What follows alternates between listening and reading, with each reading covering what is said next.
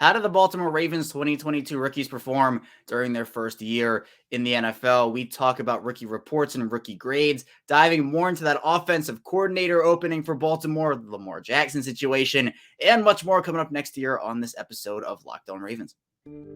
You are Locked On Ravens, your daily Baltimore Ravens podcast, part of the Locked On Podcast Network, your team every day.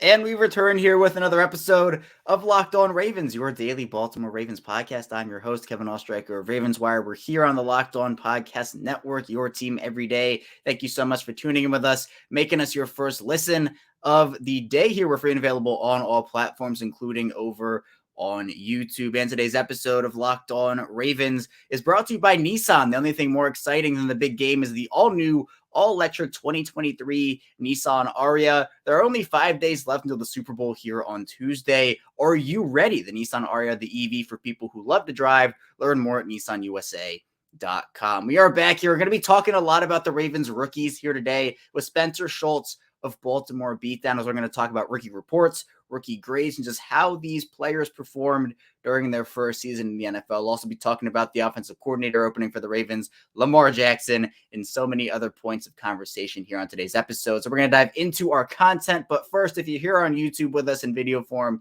be sure to like this video, subscribe to the channel. We are a daily Baltimore Ravens podcast 5 days per week, both audio and video. So if you're here with us in audio form, you're on your way to work, you're driving, or you're listening to us, anything you're doing here today, be sure to follow along Apple Podcasts, Google Podcasts, Spotify. We are 5 days a week. So Ravens news, analysis, updates, even in the offseason, we're 5 days a week. The grind never stops here on Locked On Ravens. Without any further ado, let's now dive into our conversation with Spencer Schultz of Baltimore Beatdown. We're back here with Spencer Schultz of Baltimore Beatdown. It is a Taco Tuesday episode. And Spencer, we've been talking a lot about offensive coordinator, about Lamar Jackson. And I'm not saying we're not going to talk about it here today in the third segment, but I wanted to kind of take a mini break from that and do more of like a rookie report, rookie review, rookie grades for how the Ravens rookies played in 2022. I mean, I have plenty of contributions across the board for a draft class for the Ravens that was just absolutely massive. Yeah, absolutely, Kevin. It was a really big class, and I think that's in part why we see the Ravens not have a ton of picks this year. And while they might end up, who knows what happens with Lamar Jackson or whatever the case is, they might end up having a lot more picks. But over the last couple of years, the Ravens have really kind of decked it out, and I'm not sure that there's a ton of room for, some fifth-round rookies, fourth-round rookies, sixth-round rookies to have a role on this team when they really aren't losing a ton of players. I mean, defensively, they're losing potentially maybe Justin Houston, Calais Campbell, Brent Urban, Marcus Peters, maybe a Chuck Clark. And then on the offensive side of the ball, there's really not a ton. I expect maybe they bring back Demarcus Robinson or something like that. So it was a really big class. A lot of them played. A lot of them had a role. A lot of them rotated in or were a primary backup at some point. So it was a class that got a lot of run and an interesting class, to say the least. Yeah, plenty of names throughout, offense, defense, and the Ravens made sure that they really picked, especially that fourth round when people were thinking they might move off of two of those fourth rounders to move up or something of that nature. They picked everybody in that fourth round. It seemed like that was the Ravens round. But we'll talk here, Spencer, about, first and second days in the first segment. Then we'll talk about all those fourth rounders in the second one. So let's start off in the first round. Kyle Hamilton, the 14th overall pick, someone who I don't think a lot of people thought was going to fall to Baltimore at 14. Now, I know positional value-wise, some people weren't happy with the pick, especially because they had just signed Marcus Williams. They had Chuck Clark in the fold as well. But I think, actual value-wise for the player, it was one of the best value picks of the first round. And then the Ravens obviously trade Marquise Brown just a few minutes after taking Kyle Hamilton, get the 25th overall pick. And they take Tyler Linderbaum, who I think a lot of people are going to remember that Tampa game for Tyler Linderbaum, where he just had Devin White. And Devin White did not have a fun time, I'll say that, in that Tampa game. So what are your overall reports, reviews, and grades for what Kyle Hamilton and Tyler Linderbaum did in 2022? Yeah, Kyle Hamilton, I was glad to see that the Ravens specialized him into a little bit of a defined role as opposed to maybe taking the Isaiah Simmons path of throwing him around a ton, and he's a linebacker, he's a safety, he's a corner, all of those kinds of things. So at first, it felt like Hamilton was drinking from the fire hose a little bit, I think that he improved his man coverage skills over time, his ability to understand the type of frame that he possesses at the top of the stem and be disruptive was really a thing that drew some awes over time, how physical he was. And for a true junior to come out, be a top 15 pick, be a defensive player, and to step on the field and look the part physically, I think was just a huge thing for Kyle Hamilton. And I think it's a huge credit to Mike Macdonald, allowing him to play fast in that defined role. I think that McDonald's defense gets viewed as very kind of complex, but really it's simple. They only run like 4 or 5 different fronts. They kind of have guys blitz from different spots depending on different looks, but a lot of it is similar alignment. They end up matching 2x2s and 3x1s in very similar situations. And from there, there's a lot of possibilities based on what the offense is showing them. So it's a little bit more reactive than it is this big elaborate scheme where everything's drawn out on paper and there's long calls and like long terminology and things like that, which should be a little bit different from how things have been run in Baltimore over the years. So many great defensive minds. But for Hamilton in particular, him being able to move down into the slot and move into that Sam, that nickel role, and be such a physical presence makes you feel good about his future just in terms of his ability to impact the run, his ability to be a matchup weapon against tight ends, which when I wrote my article on, hey, why did the Ravens draft Kyle Hamilton? I do a why for every player. It was because tight ends have been abusing the Ravens over the last couple of years. They had severely struggled against guys like Travis Kelce and some of the other big name tight ends. So to have someone who's around 6'4", around 220, can be so physical, reroute receivers, reroute tight ends, go make plays underneath. He was amazing against screens and see all those things. You feel good knowing that he has a place in the NFL to be a really good player. So knowing that he's going to develop a little bit more, we'll see what happens with Chuck Clark. But I feel good about his ability to go spend another offseason getting heady and being able to buzz down and go play the hook to curl and replace some other blitzing players. So I think the versatility will come in time a little bit more so.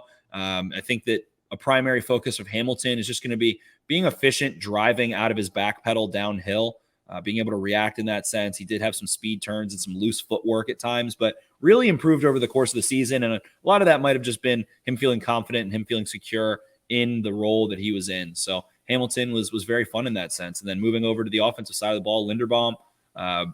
Linderbaum, I think, got a lot of flack. I certainly didn't want the Ravens to take him at 14. I thought that was too early considering a guy like Creed Humphrey that went in the second round the year prior, things like that. But Linderbaum being a late first-round pick, really, a borderline second-round pick at that point, and coming in, another younger guy, 22 years old, you don't really see, and again, Creed Humphrey is kind of an outlier for someone that played at like a Pro Bowl or all-pro level as a rookie center. Like if you go back and watch Jason Kelce, who is the most commonly kind of comped player to Linderbaum as a prospect, he wasn't dominating as a rookie. He was inconsistent. He was quick. He had flashes, all of those kinds of things, but he was still learning how to use his smaller frame and his lower leverage to be able to manipulate and win. I thought the Ravens put him in some good spots in the run game to activate his athleticism, work downhill, do all those kinds of things. He's so quick to put his hands in the right place on a combo block and then move to the second level to wall off a linebacker. His role is really in the run game to defeat linebackers and make sure that they can't make plays on the football and allow running backs to get into a hole with some acceleration. So all those things are great from Linderbaum. I think that the Ravens asked a ton of him as a pass protector. He was asked to take on a lot of one-on-ones. He was not kind of the help so often. He, I think, showed a high IQ against some twists and stunts and things at Iowa. I think we saw a little bit of that with some room to improve as a pass protector. From the first week, he had a tough assignment in Quinnen Williams and got bowled back into the pocket a couple times, and people were pretty skeptical. And I think he just got better and better as the season went on for the most part. He never really he pretty much would lose at some point in pass protection every single game with maybe his hands not being in the right place or maybe just getting out over his skis a little bit, whatever it may be. But he had a really nice ability to rebound. He never let a bad rep turn into a bad game. I think that he ultimately showed the ability to do what's needed in that sense while having a lot asked of him. The Ravens drafted him in the first round for a reason. They had really high expectations. He ended up having a couple games where, some things did get away from him in pass protection, again, just in terms of picking up on some stunts or being on time a little bit more so. So I think those things will come to him naturally. And when the time comes, I think we're looking at someone that's going to be a really high level, elite center that can be a big time run blocking, mobile, athletic. I think the Ravens are going to move a little bit more into more balanced of zone, or maybe a little bit more zone predominant scheme because of a player like him.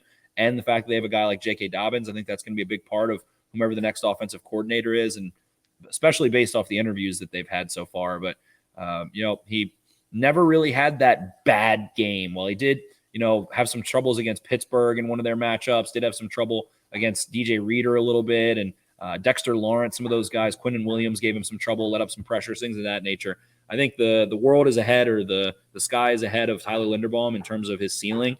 And I think that we're going to see someone who ends up becoming an all-pro or a Pro Bowl player in the next season, if not 2 seasons, and stay there for quite some time. So Linderbaum showed everything in terms of independent handwork, independent footwork, was a consistent force for the Ravens in many ways, and really a borderline dominant run blocker, eliminating second-level defenders. So Linderbaum and Hamilton both had areas where they need to grow. Both showed that they belong on an NFL football field, and that's a good feeling. People want superstars, and people want, Justin Jefferson or a really big, an Aiden Hutchinson or whatever it may be. And when you're not picking in the top 10, sometimes that can be tough. A lot of guys end up not finding snaps in year one as a first-round pick. So to know that there are 2 guys there that belong, that will be longtime NFL players, Ravens feel like they probably, hit 2 doubles, have the potential for those to turn into some home runs. So they couldn't ask for a ton more from those guys. Yeah, and I mean, grades-wise, I'd give Hamilton probably like accounting for early season struggles, like a B+. Like, I think he was very, very good, especially as the season went on. For Linderbaum, probably like a B+B. Like, again, 2 very solid players. Are you right in that frame? Do you higher, lower in terms of grades? I would probably give Linderbaum, again, expectations for a rookie center are generally pretty low, especially coming in day one. I think I would give Linderbaum an A-, considering what he was asked to do in pass pro. And Hamilton, I mean, the job that was asked of him, what they needed him to be, you have, Chuck Clark, you have Geno Stone, you have Marcus Williams, and they needed someone to take over that nickel role. They tried to have Pepe Williams be in there and wasn't super successful. I think I would give Hamilton an A- there. Yeah, again, kind of like that A-, B+ territory. B if you're a little on the lower side, but I think both played really, really well. But moving on to day 2, Spencer, I guess there's not as much to talk about with these 2 guys because they just didn't play as much in David Ojabo and Travis Jones. The Ravens taking Ojabo in the 2nd round out of Michigan, one of Mike McDonald's guys over there, was coming off the torn Achilles at his pro day. I think showed some flashes, but I mean, I guess you kind of have to give him an incomplete because he just didn't play enough to really say, oh, yeah, you can give him a B or B- because of what he did. And then Travis Jones, flashes in the preseason, plenty of them. Didn't necessarily play a boatload of snaps. He had 24 total tackles on the season. But what did you see out of those 2 guys in their limited action? And what would you give him grade-wise? Yeah, Ojabo, you give a P instead of an F. You give him a pass because he made it onto the football field. So for someone coming off of a major injury like that and being a rookie, it was good to see that there. Then, looking at Travis Jones, you see someone who fought through a sprained knee in the beginning of the year and showed up at times as a run defender. I think he flashed. I think the length of the season might have gotten him, considering that injury, a little bit. Looked like he had flashes where he might have been able to be a little bit of a higher level contributor. But then again, center and interior defensive linemen, what the war that goes on, the margin for error in there from college to the NFL is a very substantial jump. So I would probably give Travis Jones maybe I think I would give him a C+, B-. I think he had some pretty high expectations. Wasn't quite a standout player, but did have nice moments, was consistent. And when Michael Pierce went down, it forced him to have to take a lot more snaps, probably at the nose and in that regard than maybe imagined. So Travis Jones was a nice piece that I think still has a lot of developing to do, but can be a big name player for the Ravens in the next couple of years.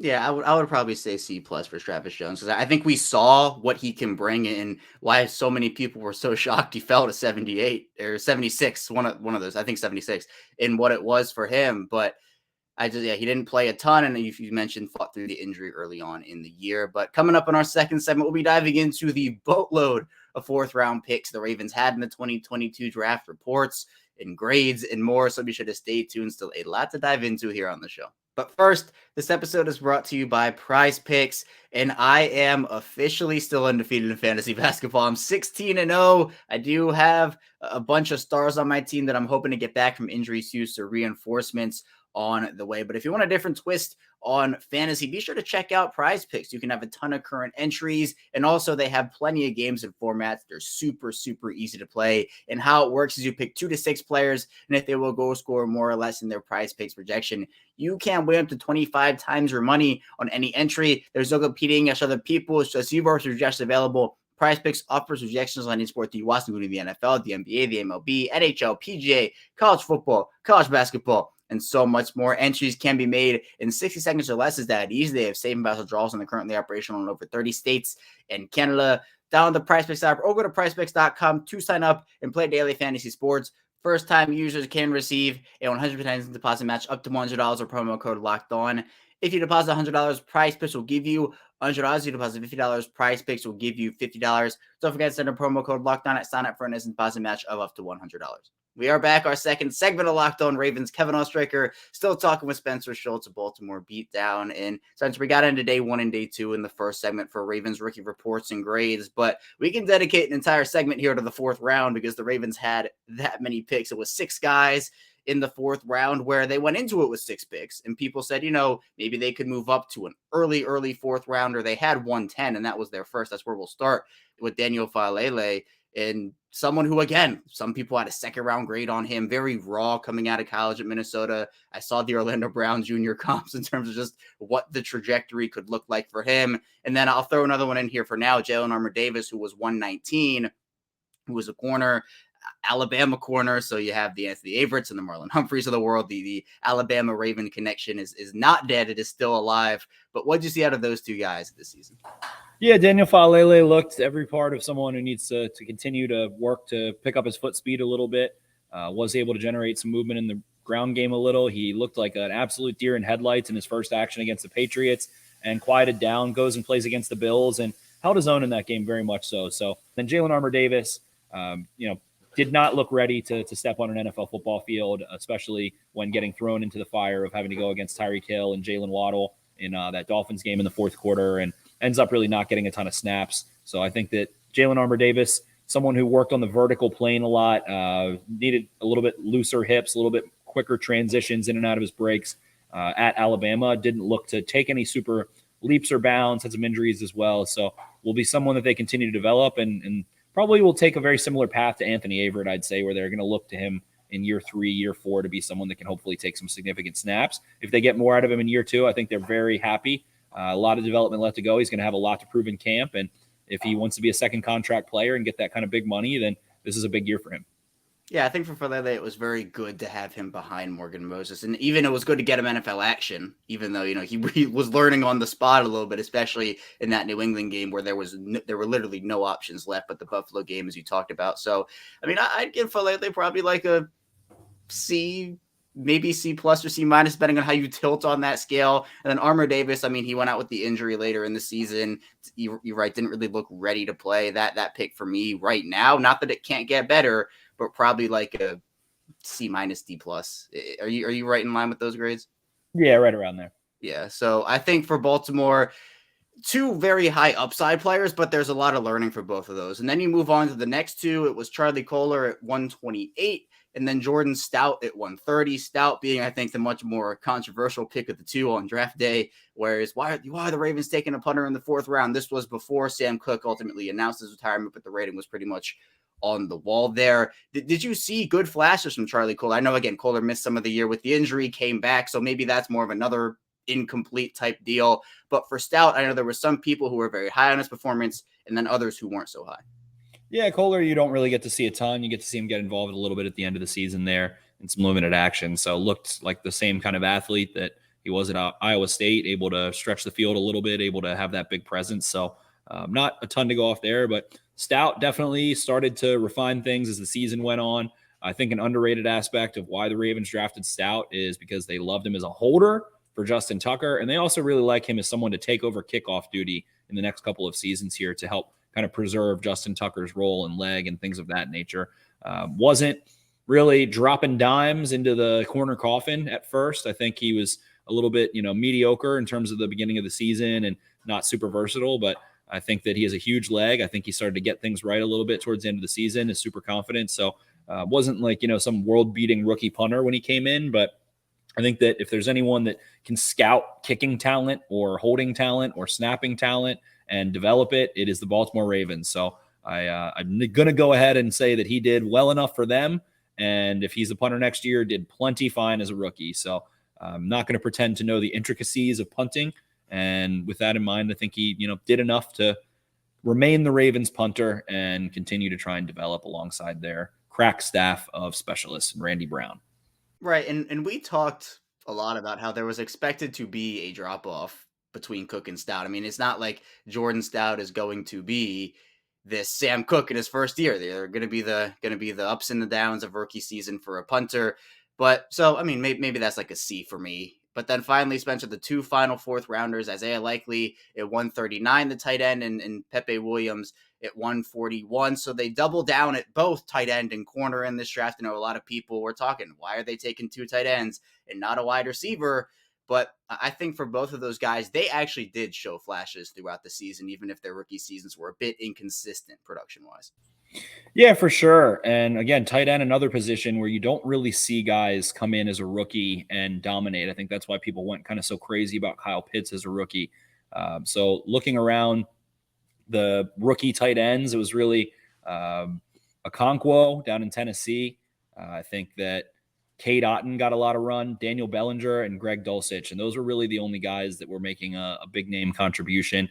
Likely finished second in the class with 36 receptions as a fourth-round pick, averaged 10 yards per catch, and just saw the versatility there as a split-out H, as someone that you can put in the slot, as someone that you can expect to be a big presence underneath. We didn't get to see a ton of him downfield necessarily, which is something I'm still curious about, his ability to kind of stretch the defense a little bit more so, run some posts, run some deeper routes that can work between zones and things of that nature. But the improvement that we saw him make as a blocker as time went on was incredible.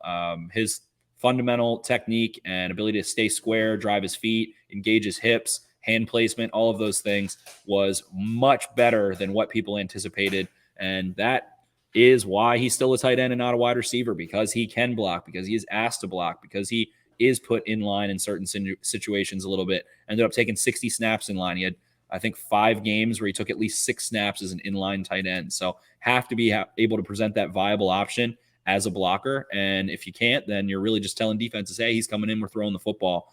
So you can't really rely on that on first and second down to go make hay a ton. So Likely showed ball skills. He showed the ability to break cleanly. I think he showed enough after the catch, which we saw a lot of in the preseason. And he's someone that I think the Ravens are really excited about moving forward. So for a fourth-round tight end that, was from a group of 5 school, I'd probably give him an A. Had some drops here or there, whatever, disappeared at times, wasn't getting a ton of snaps at other times. But at the end of the day, tears it up towards the end of the season. He's taken pretty significant snaps against Cleveland, against the Bengals, and making catches, moving the chains, and providing a nice option underneath. So I think Isaiah Likely had a few contested catches and showed the ball skills you need, the movement skills you need, and was really pleased with the way he developed as the year went on. Yeah, I mean, I give him an A too, especially because when factoring in everything and kind of the weakness we saw in his game as a blocker throughout the preseason, or at least stuff that we saw he could improve on in that aspect. Plus, when Mark Andrews went down against Tampa and against New Orleans, he was making an impact, like a massive impact in those games. We saw what he could be as a top option in an offense. So Pepe Williams, Spencer, is there anything you saw from him? I don't think he's someone that has enough long speed or has the kind of the way he loads his columns to turn and run. I don't think he's someone you can ask to be in man coverage a lot against wide receivers. He needs some development for sure. I like him as an underneath player, kind of like in a Mike Hilton-esque role. He can hit, he can come up, he can play the run a little bit. He can be a force underneath, but I just don't see him being someone that is ever going to be like a full-time starter for the Ravens, a full-time kind of nickel, full-time player. But, hey, could surprise you, could work on his technique, could engage a little bit better at the line of scrimmage and throughout routes. And I think he will be a rotational player throughout his career. Could see him, making it 4, 5, 6 years in this league. I'm just not sure he's someone that you're really going to want to rely on a ton, especially when matched up with true wide receivers. Yeah, I mean, I think we saw flashes here, and I mean, the hit stick he put on Tyreek Hill in week 2, a lot of people remember on that third down when he prevented Hill from getting to the chains. I give him like a C minus probably for what he did. And again, if you can get a solid depth piece in the 4th round, I think that's a win for Baltimore regardless. And then the last pick was Tyler Beatty. He's not with the team anymore. I know some people wanted to give him more of a chance, but Baltimore's running back depth, they just haven't. I think they got more out of Justice Hill than a lot of people thought they were going to. I thought Justice Hill looked very good in his role. Obviously, J.K. Dobbins looking the way he did, and Gus Edwards coming back too. Even you had Kenyon Drake and even Mike Davis contributed there. So there just wasn't room for Beatty, and he ends up moving to Denver where he scores a touchdown. And like his first NFL touch was a touchdown. So good for Tyler Beatty in that aspect. But coming up in our final segment, we'll be diving a bit more into the offensive coordinator search with new names on the docket, also Lamar Jackson talk, and more. So be sure to stay tuned. Still a lot to dive into on Locked On Ravens. But first, this episode is brought to you by Built Bar. And if you're looking for a delicious treat but don't want all the fat and calories, you have to try a Built Bar. We just got through the holidays, and one of my personal goals is to eat a little healthier this year. And if you're like me, where you want to eat healthier but don't want to compromise the taste, then you, again, have to get your hands on Built. With Built, healthy is actually tasty, and they're so delicious, you won't actually think they're good for you because they taste that good. So it's perfect for any New Year's resolution that we're now a month plus into. And what makes Built Bar so good is, for starters, they're covered in 100% real chocolate. That is correct. You heard that right. Real chocolate. And they come in unbelievable flavors like churro, peanut butter brownie, and coconut almond. They're only 130 calories, and they have 4 grams of sugar with a whopping 17 grams of protein. And I don't even have to wait to get a box. For years, we've been talking about ordering your Built Bars at Built.com, but now you can get them at your local Walmart or even your Sam's Club. That's right. You head to your nearest Walmart today, walk to the pharmacy section, and grab yourself a box of Built Bars. You can pick up a 4-bar box of cookies and cream, double chocolate, or even coconut puffs. And if you're close to a Sam's Club, run in and grab a 13-bar box with hit flavors such as brownie batter and churros. So be sure to get your hands on a Built Bar. You can thank me later. We are back, our final segment of Locked On Ravens. Kevin Oestreicher still here with Spencer Schultz. And Spencer, the Ravens, their offensive coordinator search, it has been right around 2.5 weeks since the Ravens and Greg Roman parted ways. We've heard a lot of names, but they now seem to be getting into the second round of interviews. We've heard names like Dave Canales and Brian Angelicchio, and a new one is Bobby Engram, who was with the Ravens. Now he's over in Wisconsin. But are there any names that have been linked to the Ravens that seem heavily linked, even Todd Monken in this conversation, that you feel like would be a really good fit for what you feel like the Ravens should do on offense, and any top choices you have based off those names? Yeah, I really like Todd Monken, and I think that he is someone who can adapt to what a head coach wants to be very well.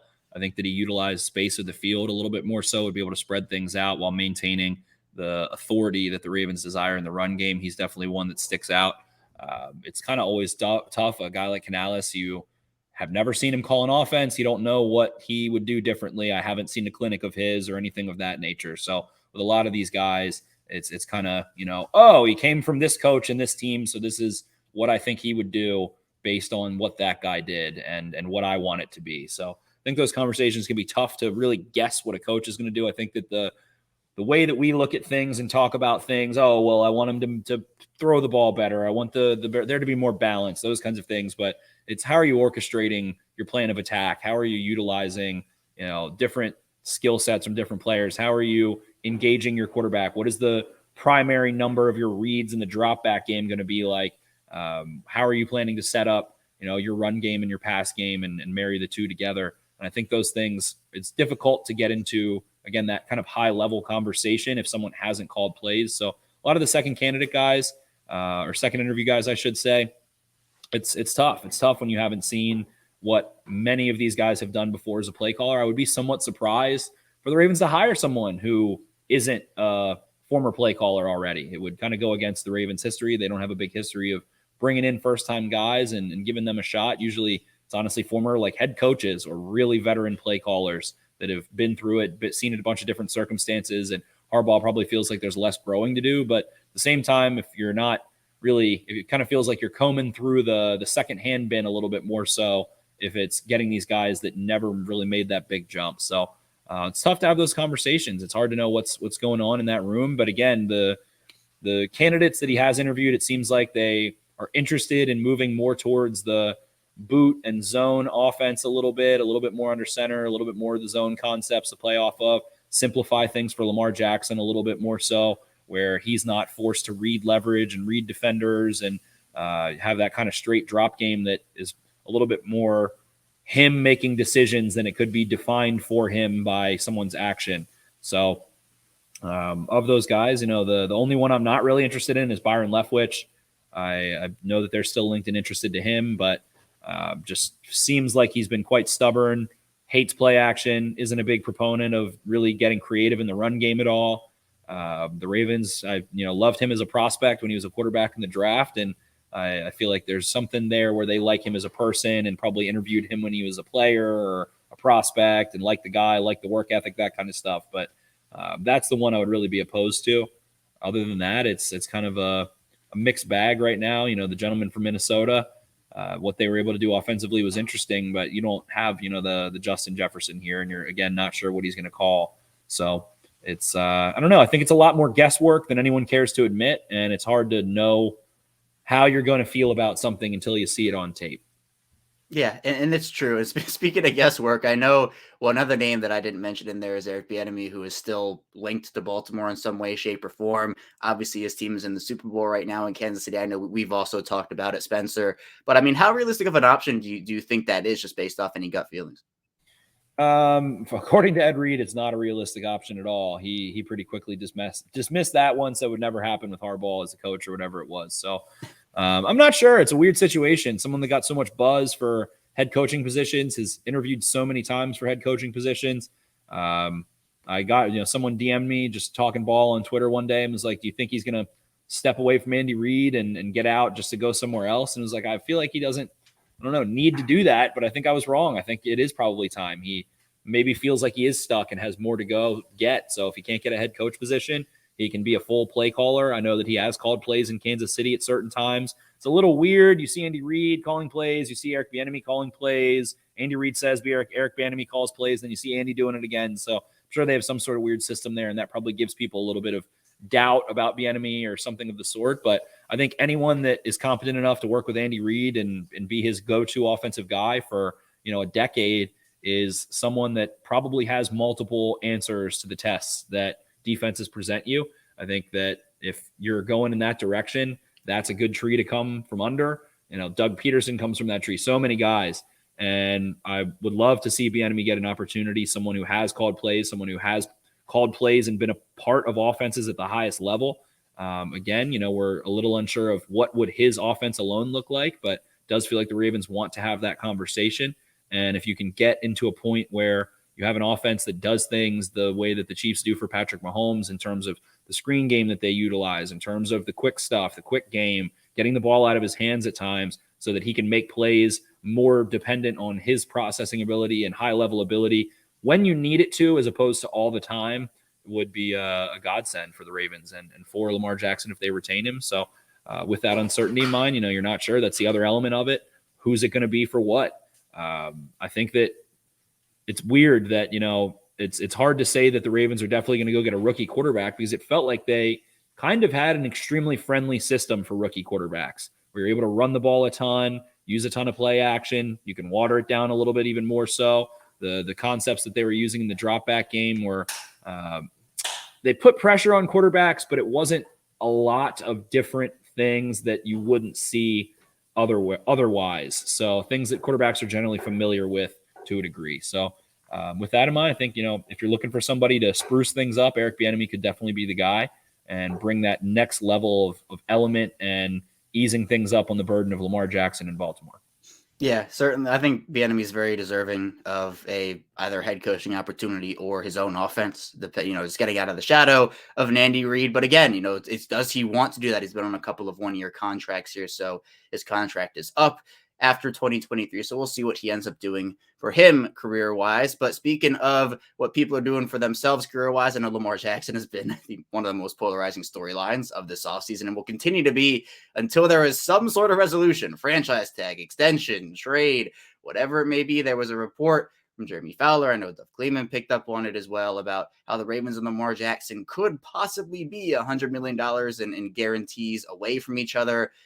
I personally, Spencer, I want to see something a bit more concrete before I kind of go out and say, the report, I think the Dove Cleveland tweet, said the trade calls are coming or something. I would want to see something more concrete before I start saying, oh, well, the Ravens are definitely going to trade Lamar Jackson, or they're definitely that far apart.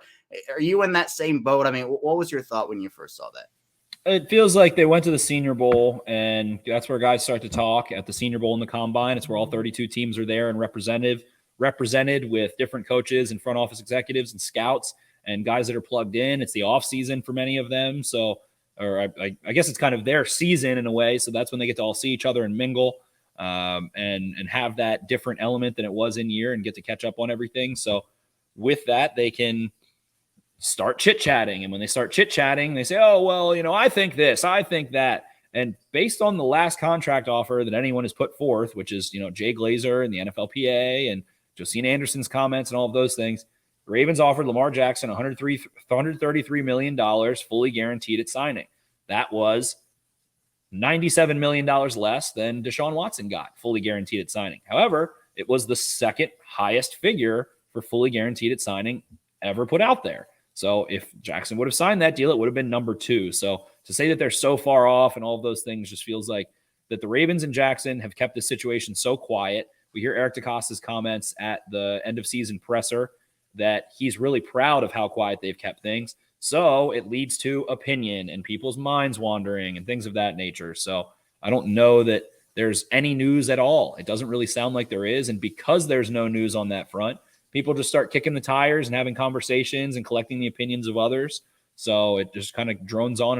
And that's why I think it's really the most basic, watered down version of media sports talk that there is. It's speculation about a contract. It has nothing to do with the game. It has nothing to do with anything else. It's just trying to figure out a way to generate some sort of narrative or storyline out of something that people are interested to hear about. And when it was Dak Prescott or when it was Brett Favre retiring or, where's Peyton Manning going to go? It's all anyone cares about. They've turned it into this quarterback-centric league. And I don't know, I'm personally kind of sick of it. I don't think it's interesting. I don't think the Ravens leak anything. When they do something, we'll know. Hollywood Brown last year, there was one random Twitter user that tweeted that out 5 hours before the draft. No one knew. No one expected. It was shocking when they traded Hollywood Brown. The Ravens operate at Pentagon, CIA, FBI level of security with controlling what goes in and out. They have been known to release smokescreen statements about, different contracts to smoke out one certain 1057 rat that, was dealing in Bradley Bozeman's contract. And they kind of released fake information of what they were going to offer Bradley Bozeman to figure out who they should never talk to again. So Ravens are operating differently. And I think that, again, just kind of leads to all this speculation and intangible made up kind of narrative and whatever. It has us talking about it. It has the clicks. It's been going on for 2 years now. And I don't know. It's nothing of substance, nothing of value. No one brings anything to the conversation. It's, it's a weird situation. It has been. So it makes people wonder.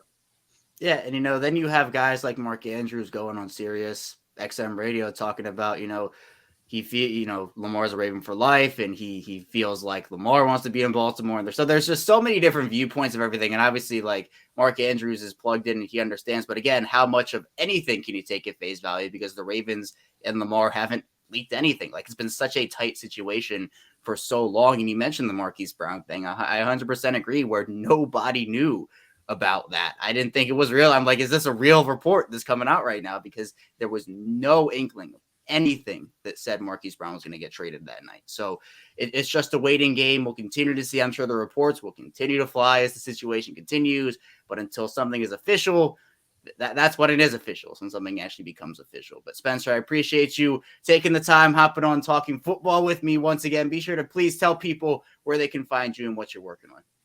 Working on just going through the draft process, Twitter at Ravens for Dummies, BaltimoreBeatdown.com. I'm trying this year to really do a roundup of every mock draft that I see that's from national media, coming from CBS or PFF or ESPN or The Athletic, and then post those in one place, keep a counter of how many times those players are getting mocked to the Ravens, and then I am going to do an in-depth breakdown of players as they get mocked to the Ravens, and so kind of have all the possibilities that people put out there, put on tape, and have that in what I'm calling the Mock Master series. Then did a pretty in-depth breakdown of Mike McDonald's defense and the pressure schemes that he utilizes, and looking ahead for Mike Macdonald to kind of be the stable force for the Ravens as they have so much offensive uncertainty, looking for a coordinator, possibly looking for a quarterback. They can turn to Mike Macdonald and what he's done in year one to really be that foundation for them in year two. So that article should be out tomorrow or the next day. Find it all on BaltimoreBeatdown.com, and I'll talk to you guys next week. As always, major shout out to Spencer for hopping on talking football with me. I always enjoy our conversations and always enjoy hearing his insight on everything Ravens. So be sure to check out his work. Everything will be in the description below. And be sure to check us out. Again, 5 days a week. You can subscribe on YouTube, like this video for today. Also hit that notification bell so you get new content. We are 5 days a week, so that's coming up Monday through Friday in audio form. Be sure to follow us there. Again, Apple Podcasts, Google Podcasts, Spotify. Turn notifications on for our content too, so new episodes will pop right up on your phone, your computer, wherever you are listening to us. Thank you so much for all the support. And that's all I have for you here today on Locked On Ravens. We'll get back here tomorrow. It's more Ravens content from us, so be sure to stay tuned for that. And I'll see you right back here tomorrow.